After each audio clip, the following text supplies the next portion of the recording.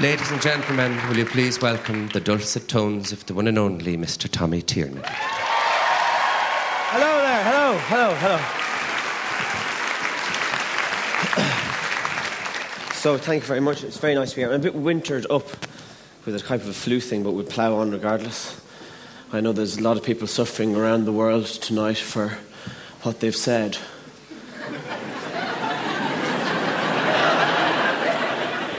I have a fair idea what they're going through.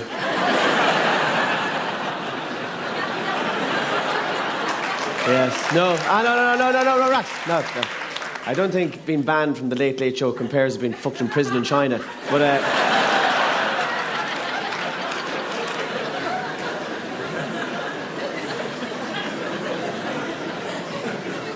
Anyway, yeah. So it's very nice to be here in Dublin. Coming up here, you forget the fucking size of Guinnesses. Don't you? I come up on the river on a shopping trolley I sold in Newbridge. We were shooting a TG Car version of Apocalypse on Shin, and up on the river.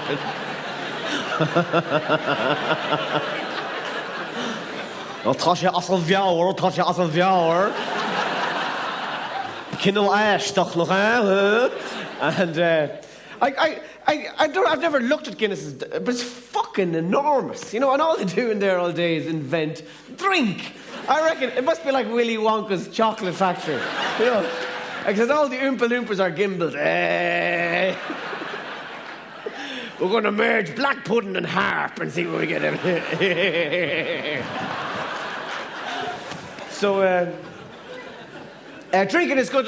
It's lovely. 4 or 5 pints in you, and there's a lovely kind of poetry to your movement, isn't there? 4 or 5. Any more than 4 or 5 pints now, you're acting the maggot. You're in fucking harp territory there. You'll be end the night battering your cousin to death with a shovel in a ditch. Take it back! Leads are good. Take it back! You know. But there's I just think. Just out the fucking, you know, just the flowing in you of drink and just, way, I'm drunk tonight. Isn't it fucking mighty? You know, a sober person on a nightclub dance floor is a fucking health hazard.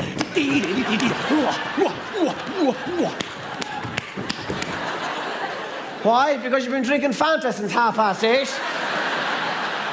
And if you don't work off some of the sugar,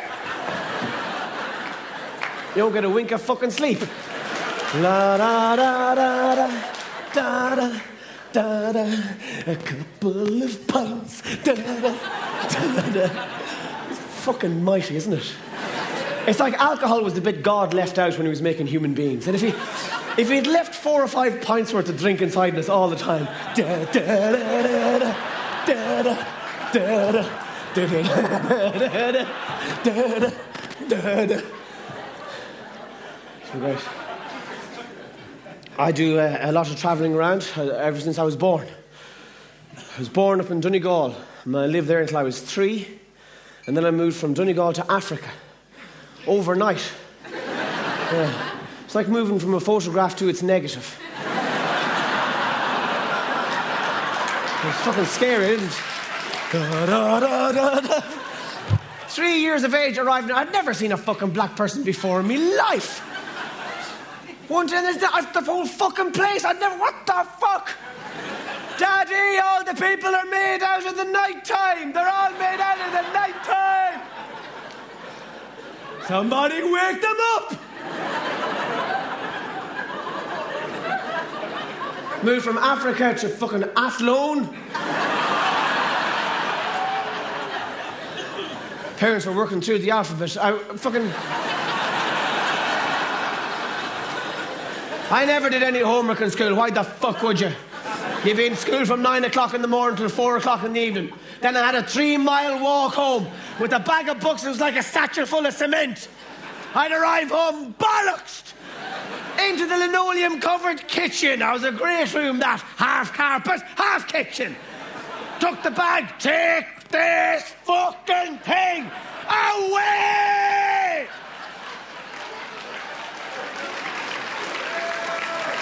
Fall down on the floor.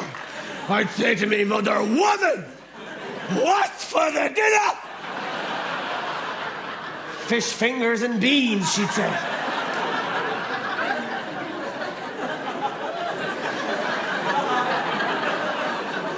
Are you having me on, are you?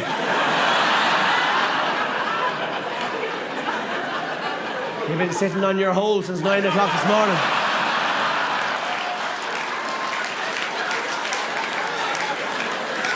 Fish fingers and fucking beans.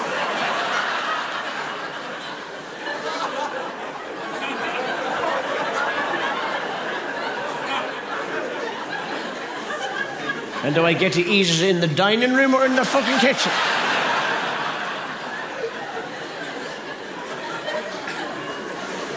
You have every right to be fucking scared, so you have. I'm going up to my room.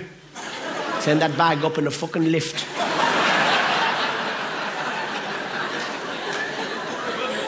Leave her alone, kids. No more kids for you. That was the great thing about housing estates. My one was called Troytown Heights. Yes, and it has a lot of fans. It was like every other housing estate in the country, except it had a different name. My cousins used to come over from England. They couldn't believe the size of the house. And for fuck's sake, we have to stay in a fucking matchbox, do we? All right. Hello, Tom. Yeah, we're staying in your stupid ass. Little Tommy turn up.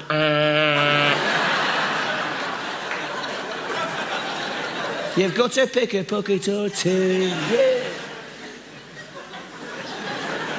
Your cousins from England with the brand new edition of Shoot. The fuckers. With their really cool and classy accents. Where's the shop? And for the 3 or 4 days they were staying with you, you'd have an English accent as well.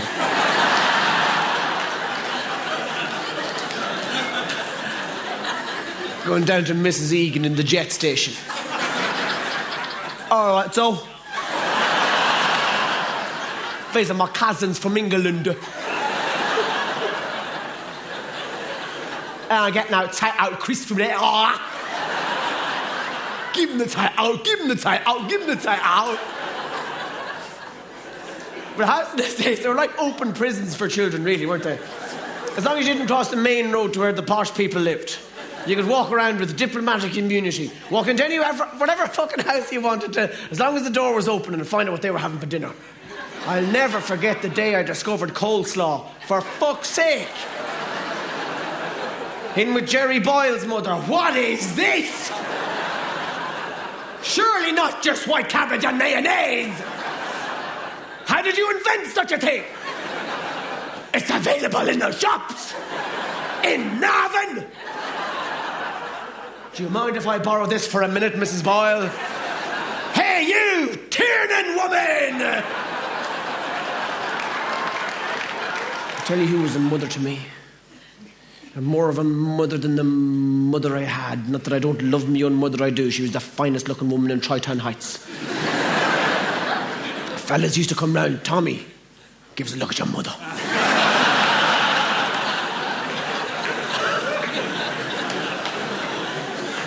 Tell you who was more of a mother to me. A woman whose fucking arms I could have slept in. It was the rabbit from the Cadbury's caramel ad. She had a nice kind of country air about her, didn't she? She had a fine way of relaxing underneath the tree with the big fucking mattress feet in her. Why don't you slow down, Posty? And take it easy with the Cadbury's caramel. She's a fucking gorgeous creature. Our fathers let us down as well. We've a nation of men in this country unable to look after their women because our fathers don't fucking teach us how. Our fathers should teach us about sex and sexual technique. Women fucking teach each other. When a woman wants to do something for her boyfriend, she'll say to her, I'm thinking of doing that. How should I do it? And her friend, oh, well, don't do that. No, wait, do it like this. And you'd be like the cat that got the cream.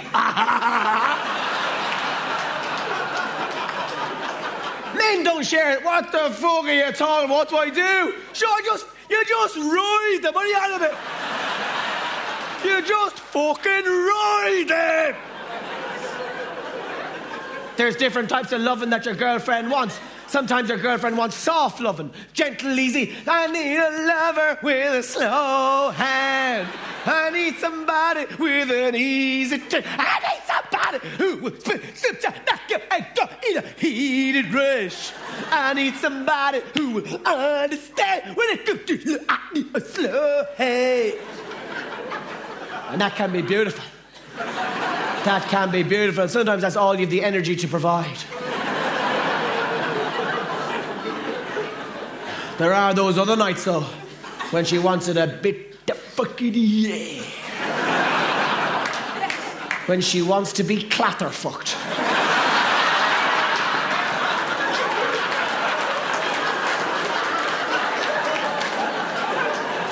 She wants to be rode within inches of the law.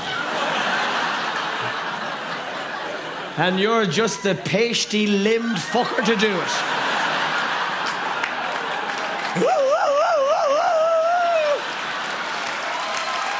Good luck to you, Dublin, up on the stage, and also thank you very much. Good night. Thank you very much. Good luck tonight. Will you please welcome the most amazing, fantastic, brilliant Mr. Dara Ó Briain. Thank you very much, ladies and gentlemen. How are you? Thank you. Well done for coming along. Well done for paying. Glorious to be here. It's a pleasure to be back, I have to say. I'm only back in the country for a couple of days. I am now living over among the English. And I fucking love that reaction. We're really going to have to get over that eventually. You know that? We had, the awkwardness, as we should call it, between England and Ireland at the end. Oh, the height of the awkwardness was a terrible thing altogether. I could hardly mention it. And now, of course, actually, the reason we should drop the whole attitude is they're really nice to us now. They feel really embarrassed with the whole shitty jokes things and stuff like that. And at this age we've given them so many. Wayne Rooney is our last gift to the English, right? Christ Almighty. And there are many English who don't realise that he's Irish, right? And you kind of go, well, A, his name is Rooney, right? And B, look at the fucking head in him, right?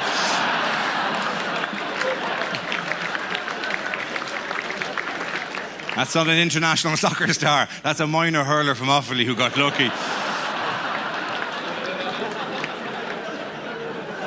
Jesus wept. And the joy of it is they think he's ugly. Fuck it, he'd be a god over here if he's still here. We had Rooney, he'd be doing Mach 3 and moisturiser commercials by the end of the week. Look at him. Look at the sunlight dancing off his ears. Isn't it glorious to see it? Listen to the wind as it whistles through his teeth. It says, Wayne. Was in Yorkshire. There's a train station in Yorkshire, right? And there's a train museum there, and they even have a model railway museum in Yorkshire, right? Just outside the train station, right? Where you pay, and a little, Hornby set trains go around, right? In little circles, right? And I went into the place. I had 40 minutes to kill. I gave your man £2.50 and said, I'm going to have a look at the trains. My bag is here. Do you mind if I just leave it behind the counter? And your man looks at me and goes, oh no, I don't think so. No, not with what your boys have been up to for the last 30 years, right? Oh yeah. And to be fair, I've been living there for years. I've heard none of that except from this one guy. You go, fucking hell, right? And obviously, point A, right? I'm from Dublin, right? And point B, even at their most craven, I don't think the IRA ever said to themselves, "Do you know what will really break the spirit of the English, man? If we blow up York Model Railway Station, they'll pull out of Northern Ireland by the end of the week if we do that. And I explained this in relatively blunt terms to your man, right? But your man topped me, because your man goes, no, after 9/11, I have to be extra careful. Fair point, touché, my friend. Because I'm sure right now Al-Qaeda are planning some sort of midnight attack where they break into York Model Railway Station and fly tiny airplanes into all of the buildings.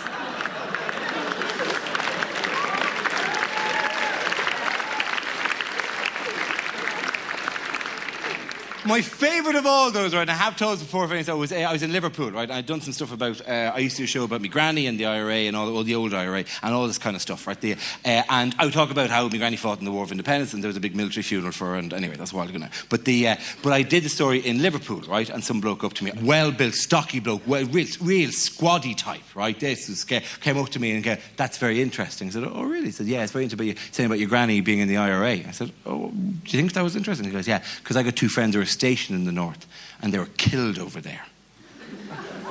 That'd be exactly my response as well at that stage.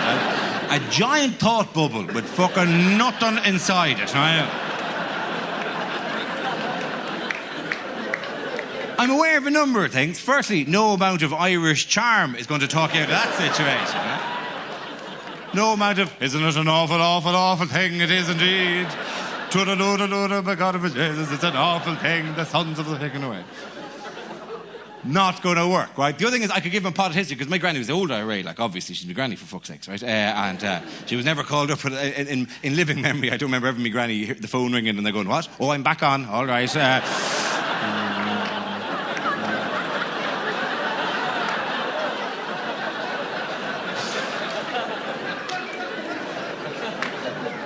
So her war was over many, many years ago, finished even before the Civil War, right?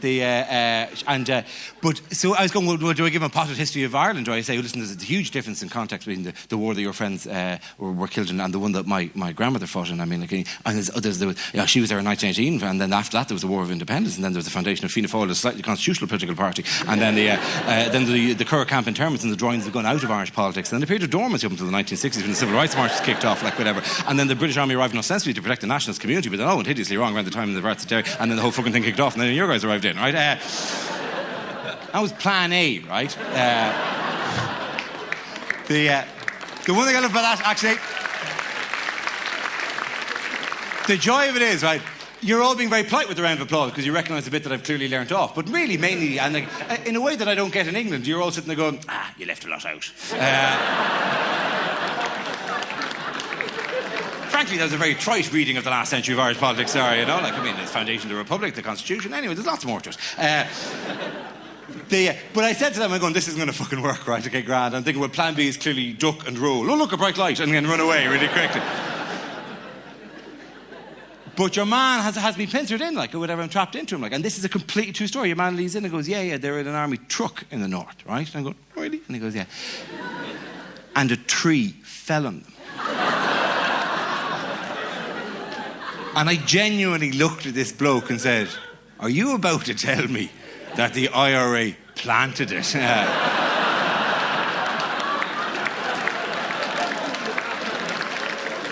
I'm not making that story up. Your man leans in and goes, yeah, have you heard that one before?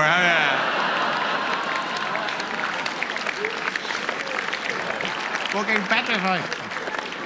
I was at a religious service recently. I was at a mass between a guy from... Because there is a kind of a tendency, you know the way we all think, we're gas and the Huns are mad. And we have no real idea what they do, right? And all the Protestants are crazy. And I was actually at a mixed wedding during the year between a girl from Cork who's Catholic and a guy from Protestant. You know, that strange country with their weird habits. I haven't visited myself. From Edinburgh, who's Protestant, right? And it is, and I know the general instinct is I've always found, of a certain generation in this country to go, oh, a mixed marriage. Oh, jeez, a mixed, oh, God, it'll never work. The kids will be freaks. They'll all have 6 fingers. They'll all be wandering around. They'll be hideous, like whatever. And I went along to the service thinking, this is going to be very interesting. It'll be very different. I wonder what they do. And it's fucking exactly the same. It is word for word the same fucking service between the Catholics. It's exact. And there was no stage where we're looking over the going, Jesus, do you do that? That's mad shit. That's unbelievable. God, isn't it great to see it, Mary? How Jesus went out there. It's exactly the same. It's not a fucking mixed marriage at all, right? There's nothing different in it slightly. A mixed marriage is one half of the church going, Mazel Tov, and the other side firing guns in the air. That's a fucking mixed marriage, right? A mixed marriage is one side of the church with a big paper dragon that they're running up and down like that. While on the other side, there's men with spears just hopping up and down. That's a mixed relationship, right? Oh, those Kenyan Sino relationships, they're notoriously difficult to keep going after the honeymoon period.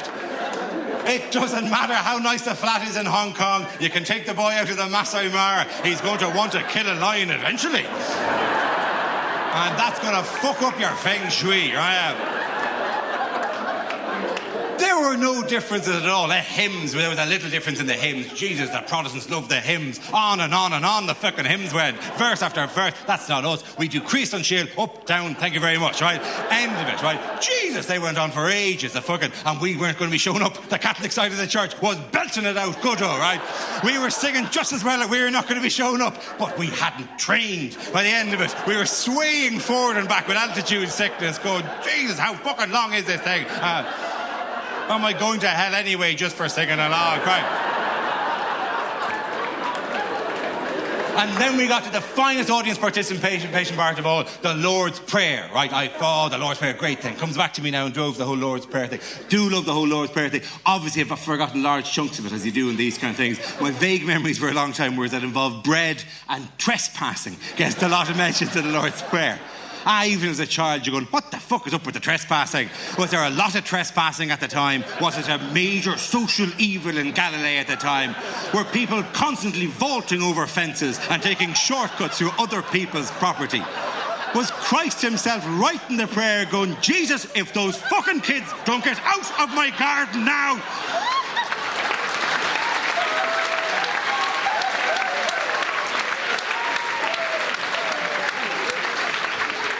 It's going in the fucking prayer. The trespassing is going in the fucking prayer. No more fucking trespassing, right? I won't trespass against you, and you won't fucking trespass against me. It's a bizarre thing. It's like a fucking small business document of some description, and no trespassing, right? There should be a bit at the bottom that goes, lovely to touch, lovely to hold, but if you break it, consider it sold. Ladies and gentlemen, joy to see you on Dara Ó Briain. Thank you very much. Good night, goodbye, good luck.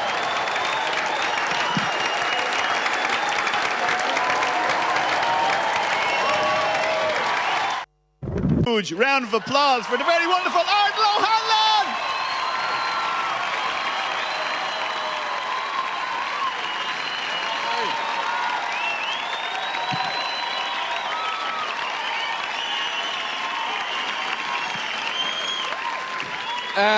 Now, my name is Ardal, for want of a better name, and I know quite a lot. And now I'm going to share some of my extraordinary knowledge with you. So you're in for a real treat. And of course, it is great that you all turned out tonight because we really need Amnesty International in Ireland more than ever, don't we? I mean, let's face it. You know, we're not allowed to smoke anymore. I haven't done a gig in Ireland, forever, where I could actually see the fucking audience. You know, it's like... And I can't believe that people support this ban wholeheartedly. You know, it's a bit excessive, isn't it? I'm not a smoker, but I always enjoyed coughing, for feck's sake. And all because it's going to save 1 or 2 lives a year. That's not a great return, is it? Doesn't take into account the thousands of people who are going to be run over by trucks while smoking in the middle of the road.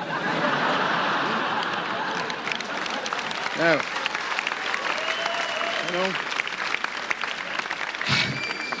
I'm having trouble breathing here in this shirt, anyway, at the moment. It's hard to keep it all in when you're my age.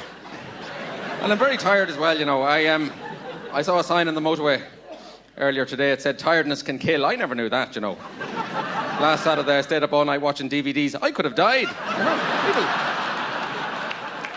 So you're not allowed to smoke anymore, and you're not allowed to use your mobile phone in your car. Because it's dangerous. Don't you realise how busy we are? We have to communicate at all times. I mean, I was in my car quite recently, about 2 weeks ago. There was a storm, it was lashing rain, it was very slippy underfoot, wind, leaves, and other stuff outside. And I was driving along, and this guy overtook me on a really bad bend. And he had one hand on his steering wheel, and the other hand trying to tie a note to the leg of a pigeon. Now, are you telling me that's any safer, eh? Of course not. Bird didn't want to go outside. He was flapping and pecking the man. He didn't want to get wet leaves on his wings, did he? Or over his eyes.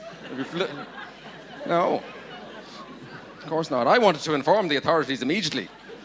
But I couldn't use my phone. I had to light a little fire on the passenger seat and...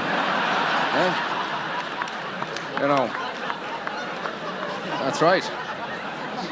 Open the sunroof and wave the smoke around in a special way I learned from the Apaches. So there you go. I told you, I knew a lot. But, God. So anyway, and apparently we've become racist in this country as well. I disagree. We've always been racist given half a chance. For years we had to practice on the travellers and, people from neighbouring parishes and students. Oh, they're much paler than we are. Come on, let's go and get... And phone boxes and cattle. Yeah, yeah, yeah! I was in a taxi the other day in Dublin, and the driver, he actually blamed the immigrants for the traffic congestion on the streets of the city. And I'm kind of going quite, how can it be their fault, for God's sake? And he's going, of course it's their fault. Doesn't everyone slow down to stare at them? Yeah.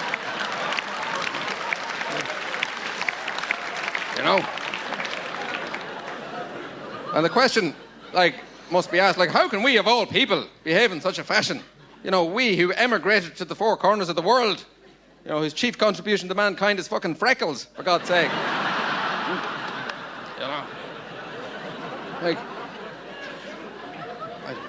There seems to be a school of thought in this country that says, we didn't mind giving money to the black babies, but we didn't think they were going to grow up and come over and thank us personally. I'm at that age of my life as well where, every time I open the paper, I read about a must-see film that I haven't seen. There are hundreds of must-see films on at the moment, and I haven't seen any of them. And I'm very worried, what's going to happen to me if I don't see them, for God's sake? I'm going to have to go to some sort of special hospital for the ill-informed, I'm in a dilemma. I don't have the time. I must-see kids at home and a must-see wife. There are must-see sausages going off in the fridge as I'm talking. I passed the shop window the other day. It was full of essential oils, and I don't have any of them. Every time I switch on the news, I get depressed. I just despair. I always know the main newsreader is going to spoil the sports reporter's big moment at the end of the bulletin. It happens every time, and I'm waiting for it, and I'm getting anxious. I know it's coming. He's not happy with having the plum job and telling the public all the very important stuff. It's at the end of the bulletin. So now over to you, Tony, with the sports news. And I believe Arsenal were beaten again. That was my news! For fuck's sake! I've been waiting all day to break that story. You pompous bastard! I'm quite scared of flying as well nowadays. And it's not terrorism in the skies that really bother me. It's fucking Ryanair, what an extraordinary airline they are. They're doing away with seats and toilets now to save money. Doing away with pilots next. They're going to be operating the planes by remote control. Soon there'll be no wings or fuel or passengers or baggage or any personnel whatsoever. Just going to develop a giant catapult that, fires people in the general direction of Europe. You've got to bring your own parachute. Yes. That'll be €1 now. Fuck off. Please give a huge round of applause. Start going now for the very wonderful Daz Bishop!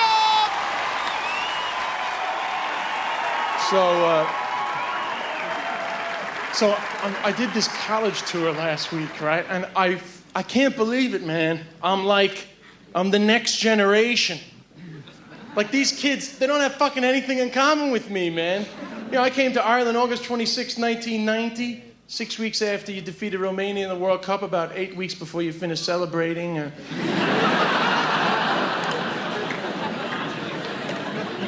I'm out there with these kids and I say, I own 2 copies of Soundings. And none of them fucking laugh. They don't even know what fucking Soundings is, man. 800 years of fucking Soundings and now nobody uses them.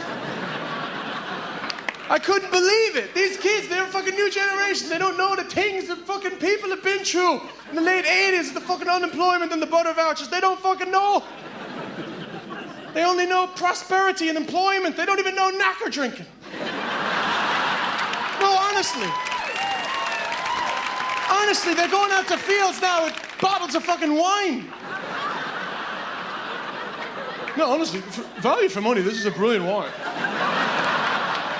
I mean, pound for pound, this is fucking beat anything. Going to fucking fields with a bottle of wine and easy singles. Honestly, the marigolds have just come up lovely this year. This is...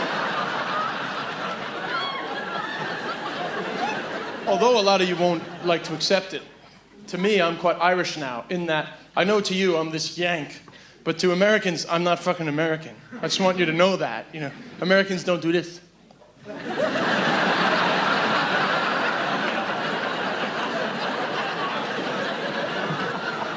When I came to Wexford first, everybody said hello to everybody, you know, just in case you were related or whatever. Which I thought was amazing. You know, so I picked up the habit, I'd go back to the States, I'd see people I don't know, and I'd be like,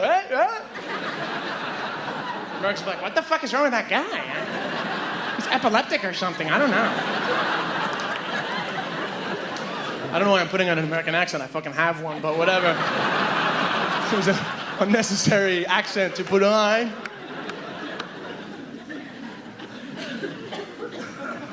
Yeah, so I just had to stop getting the Irish ladies to kind of, you know, be on like my wavelength or whatever. Because even though I've lived in Ireland for a long time, I used to go home for the summers, and Americans have different habits, you know. Americans like phone sex, and I just have to give up with the fucking Irish women and the phone sex. It just doesn't happen.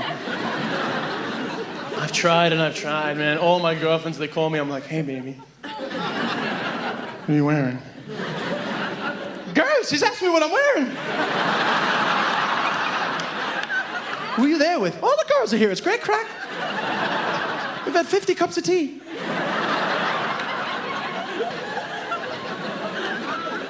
Went to your room for a minute. Can you call me back? I have no cramps.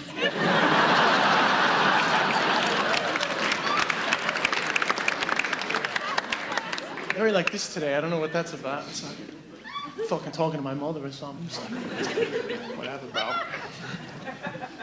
So, what are you wearing? I'm not fucking telling you what I'm wearing. This is stupid. Come on, what are you... A jumper, I'm fucking freezing. Well, put the heating on. The heating doesn't go on until 6 o'clock. You know that. It's on a timer. You think we're made of money?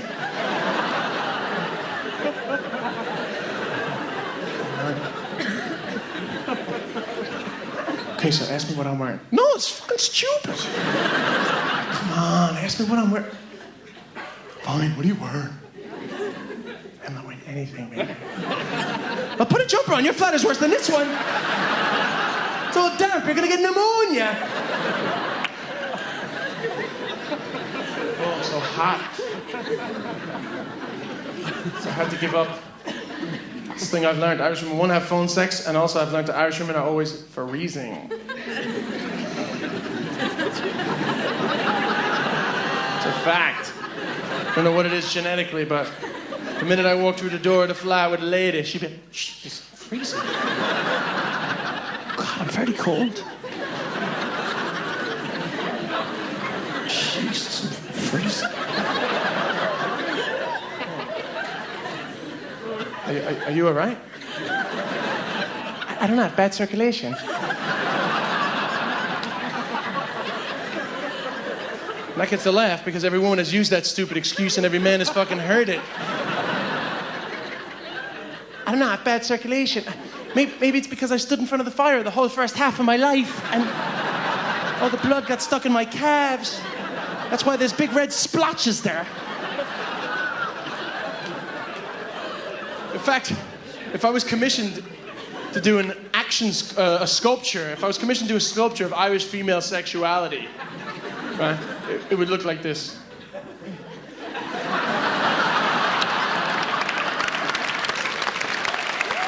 And if I was commissioned to make an action sculpture of Irish female sexuality turned on, action sculpture, it would look like this.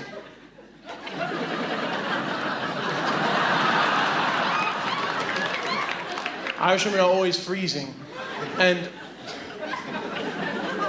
Another thing I've learned about Irish women is they're the only race of people on the planet who can come into your bedroom, get completely naked in front of you, and by some genetic skill that they've all learned or been passed on through the Celtic generations, you will never see a single part of their body. I don't know how they do that.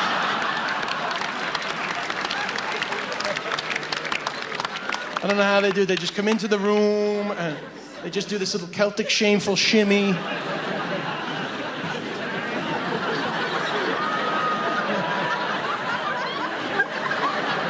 And just when you think you're gonna see it, straight away under the duvet. Shoot. Jesus, I'm freezing.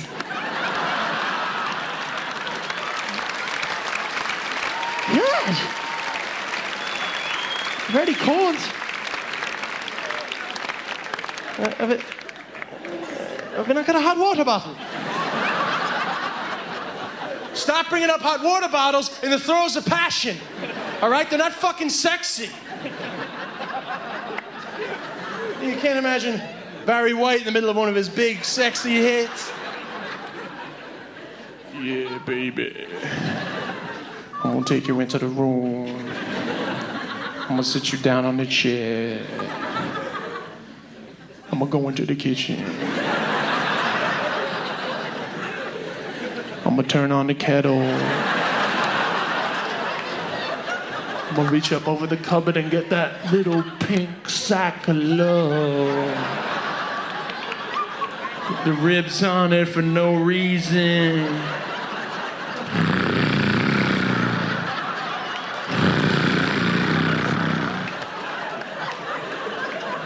I'm gonna fill it up with boiling hot water, baby. So hot, I gotta carry it back to the room by the tail. No, don't get up yet, baby. And then slowly, over half an hour, I'm gonna move it around the bed. 5 minutes a section. Come on in, baby. It's hot.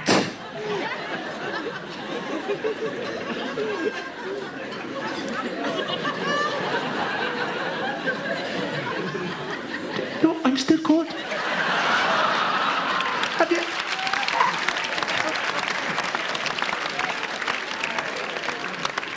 Have you not got a super, sir?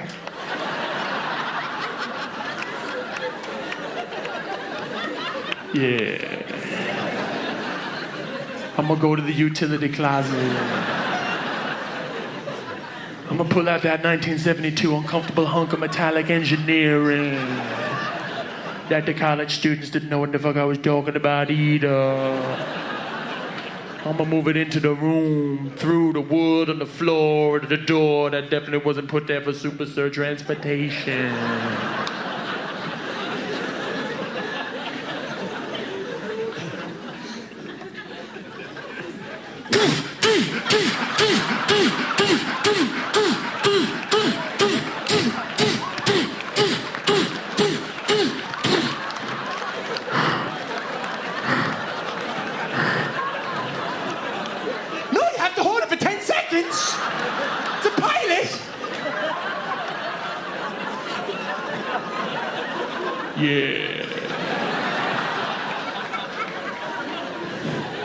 I'm gonna put that shit on 3 bars, baby. We ain't never gonna make love because we're gonna pass out from the fume. But we're gonna be happy. So ladies and gentlemen, thank you very much. I've been Des Bishop. It's been a great pleasure to perform. Ladies and gentlemen, will you please welcome a very talented man, Dylan Moran.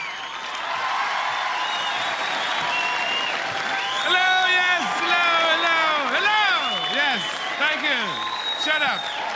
Yes. Right. Hello, yeah. Now, so you're all at the Amnesty gig. That's one of the kind of hip charities to go to, isn't it? It is. You say, what did you do last night? I was the Amnesty gig, you know. It's the Amnesty. It's not really something you can go wrong with, is it? It's not like, you know, I went to the rheumatism gig, you know. There's this thing for shingles, yeah. There's a bit of cachet with Amnesty. It's a little like cancer, you know. You don't really want to be seen dead at a cancer gig. But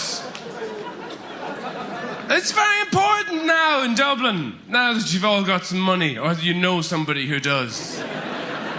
It's all about being, you know, hip and getting some stuff. You need stuff in your life. You need to fill it up with stuff.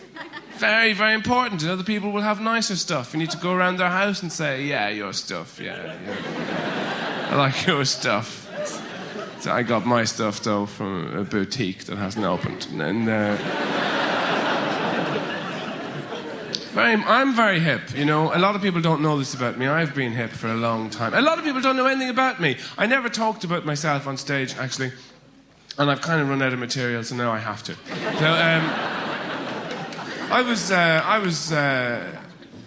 I was brought up by my father, by himself, in the 70s, which was very unusual, actually.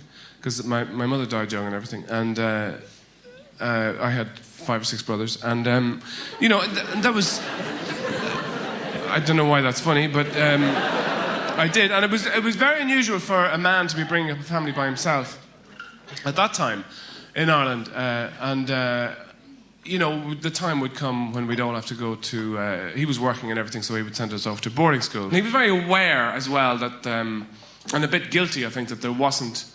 I don't know why he was guilty when my mother died, but he felt bad about the fact that there wasn't a feminine presence in our lives, because we were all guys. And so he made a real point of making sure that we got to the openings of the Paris and Milan fashion shows every year through our teenage years. Flied a lot of us over, you know, and it was a bonding time for all of us as brothers, and it had an effect on everybody in the end, you know. It certainly got to Veronica, and the part of being hip as well, you know, about going to things like Amnesty and so on, and making sure that you've got the right kind of tiger skin plants in your house is where you are politically. Now, obviously, Amnesty crowds attract a lot of pro-Bush people, you know, and I find a lot of them, I mean, lovely, lovely people. And also there's the other crowd, there's the, you know, liberal people who walk unaided. And the thing about the people who are anti-Bush is that they're incredibly boring, because they're always trying to tell you something about Bush that will make you dislike him more, as if that was possible. You know, because yeah, but did you know that he never left the country before he was president? And you think, well, yes, I did. But did you know that when he was governor of Texas, a lot of people died in the electric chair? Yeah, I did. Yeah, but and then they get annoyed and they start making shit up. Do you know how many? Do you know how many? No, I don't. I don't know the exact figure. 91 million people. Do you know how many of those were young black single mothers? No, I don't. 98 million. 98. All of it. He pushed the button himself. There was about 5 minutes during the American elections when everybody was watching it, and it looked like Kerry could win. And everybody sort of went, ah, fucking Jesus. But his problem was that nobody knew who he was. He didn't even know who he was. He's not even there anymore anyway. He's just a quiff and a chin in a drawer somewhere. But he could have been anybody. It could have been Big Bird or a packet of frozen peas. It didn't matter.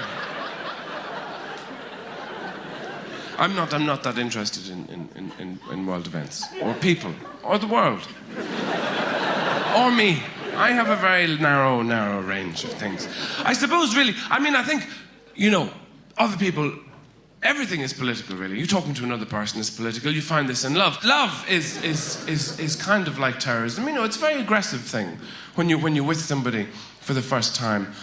Or in the early stages, when you fall in love with somebody, you sort of terrorize one another. You know, you say, I love you so much! I want to rip your spine out so I can move in. And it's amazing to watch that change. You know, everybody has seen the middle-aged couple in the restaurant. You see these people, and everybody lives in fear of becoming them. You think, look at these people. They got dressed up. They come out in their nice clothes. They think they're nice. The peach jacket and everything. They came out to sit opposite one another for 2.5 hours and not talk. Unless you're missing something, unless they are communicating in this highly codified way with just the clink of cutlery on ceramic. You know, it's all passing you by.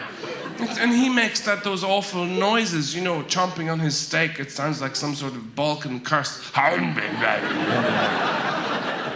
And she's been living with this man for 30 years and she's disgusted. She makes her own little noise as she spears a sliver of radish and turns away. It sounds like a dove having a dump. And their eyes might meet, but only by accident. And within that look is contained the data of 30 years of being with the same person. You're wondering, who the fuck are you?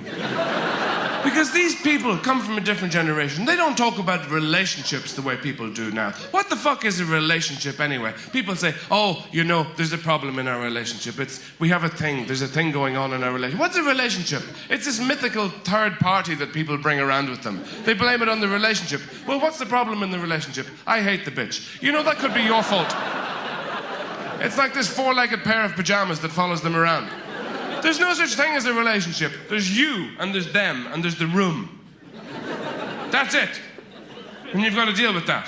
And you love somebody, or you don't. Or they love you, or they don't. And the fact is, terrible things are true, you know? People never say this. People love your absence more than they ever loved you. They do, because they only remember the good stuff. Those 45 seconds when you weren't breathing through your mouth and being pro-Israel. That's all they remember. You see, your ego functions at its best when you're alone. No, actually not when you're alone. That's when it doesn't function at all. But when you're alone with somebody else, and they try to invade your aloneness by talking to you, if by arguing with you, somebody you live with, somebody who is lucky enough to live with you, if they give you any jip, that's when your ego comes into its own. They might moan about something, you got sick in their hair.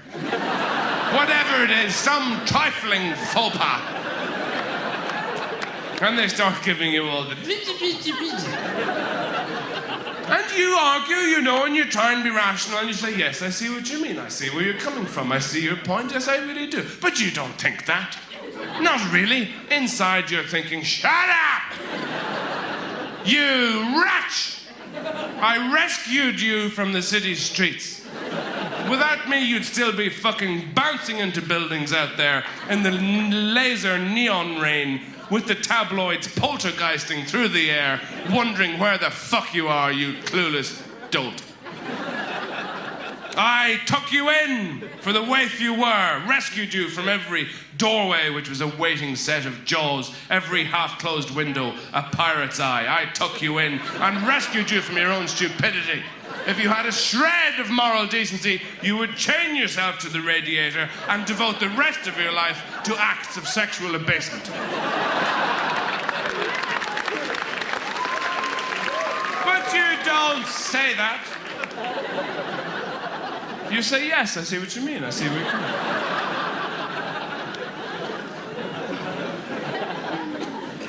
Intimacy is very difficult. We're told that men have problems with intimacy. I don't know. I know that I have to have a tremendous amount of sex with somebody before I buy them a drink, but, you know.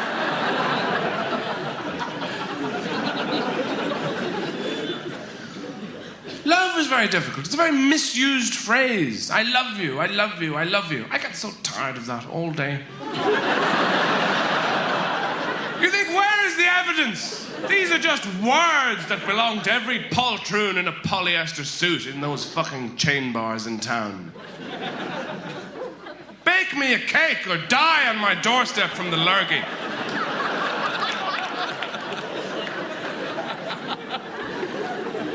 It's a big mistake to say to anybody, did you miss me? You know what? If somebody missed you, they'll tell you. If you ask them, you remind them that they didn't miss you. And there you are, swinging off their lapels, looking up at them with your huge moon eyes. Isn't it ridiculous what persists in the most crucial relationships of your lives, the things you can't talk about, even now? For instance, I apologize for even bringing this up, but it is 2000 and something, or whatever it is. And it is still very difficult to have a rational conversation about periods to a woman when it could be relevant. You see, I'm almost instinctively euphemistic about it. I don't want to get into trouble even here. I only realized recently I've been having the same polite conversation all my life. Where you say to somebody, You don't want to go to the restaurant that we said you don't want. No, certainly no. Me neither. And you don't want to go to the other place I'm about to suggest. Me neither. Or any of the other places I can think of. I hate them all as well. But listen, the thing is, when we do find somewhere, and I'm sure we will, because you're starving, I know that, you've said it several times. When we get there, I'm actually not that worried about food myself. The main thing for me is, when we get in there, could you run over some of my flaws? Because, you know,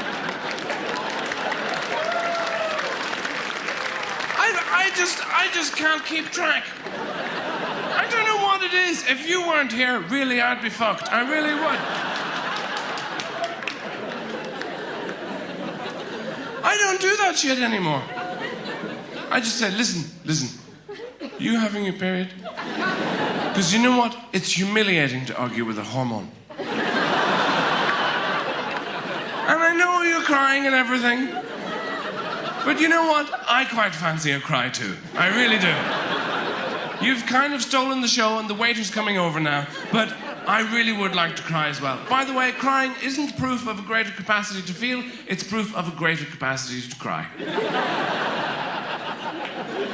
And I'm not paying for this. Fuck you. Ladies and gentlemen, that's all for me. Thank you very much. Good night. Hard hats must be worn at all times on this side. It don't make no difference when you're lost in delight. The men here make lost their career. They don't talk to volunteers. And the men here make lost their career. They don't talk to volunteers.